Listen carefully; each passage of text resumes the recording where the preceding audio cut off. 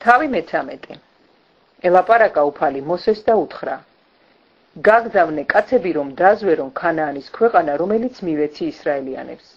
მამათა შტოდან თითო კაცი გაგზავნეთ, ყველა თავკაცი იყოს მათში.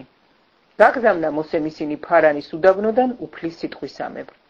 ყველანი ისრაელიანთა მთავრები იყვნენ, აი მათი სახელები: რეუბენის შტოდან შამუაყ ზაქურისძე, სიმონის შტოდან შაფათ ხორისძე, იუდას შტოდან ქალებ იეფუნისძე, ისაქარის შტოდან იგალ იოსებისძე, ეფრემის შტოდან ოსია ნუნისძე, ბენიამინის შტოდან ფალტი რაფუსძე, ზებულონის შტოდან გადიელ სოდისძე, იოსების შტოდან მენაშეს შტოდან გადი სუსისძე, დანის შტოდან ყამიელ გემალისძე, აშერის შტოდან სეთურ მიქაელისძე, ნაფთალის შტოდან ნახში ვოფსისძე, გადის შტოდან გეუელ მაქისძე.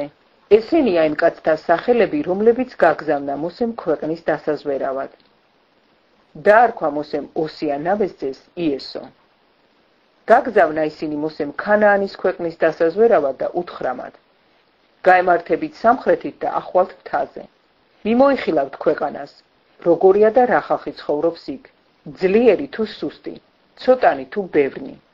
როგორი ქვეყანაა, სადაც ისინი ცხოვრობენ, კარგი თუ ცუდი, როგორი ქალაქებია, სადაც ისინი სახლობენ, ვანაკებია თუ ციხე-სიმაგრეები. როგორი მიწაა, ნოყიერი თუ მწირი, იზრდება თუ არა იქ ხე. იმარჯვეთ და წამოიღეთ მიწის ნაყოფები, სწორედ ის დრო იყო ყურძენი რომ წიფდა. წავიდნენ და დაზვერეს ქვეყანა ცინის უდაბნოდან რეხობამდე, ხამათის მისასვლელთან. გაემართნენ სამხრეთში და მიადგნენ ხებრონს. იქ მკვიდრობდნენ ახიმანი, შეშაი და თალმაი, ყანაკის ნაშიერნი. ხებრონი ეგვიპტის ცოყანზე 7 წლით ადრე იყო აშენებული. მივიდნენ ეშქოლის ხევამდე, მოჭრეს იქ ვაზი თავისი მტევნით და კეტით წამოიღო ორმა. აგრეთვე ბროწეული და ლეღვის ნაყოფები. ამ ადგილს უწოდეს ეშქოლის, მტევნის ხევი, იმ მტევნის გამო, რომელიც იქ მოჭრეს ისრაელიანებმა. 40 დღის შემდეგ, რომ დაზვერეს ქვეყანა, უკან დაბრუნდნენ.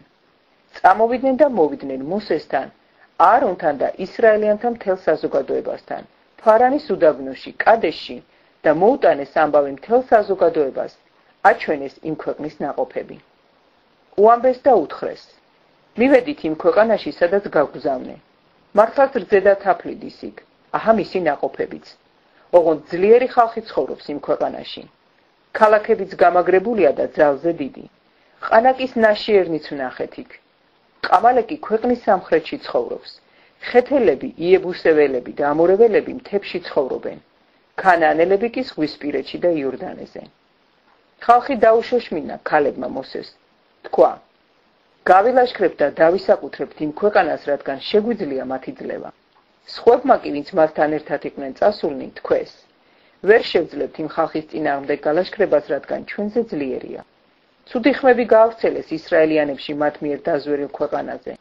ერთმანეთს ჭამენო იმ ქვეყანაში, რომელიც ჩვენ მოვიარეთ დასაზვერად.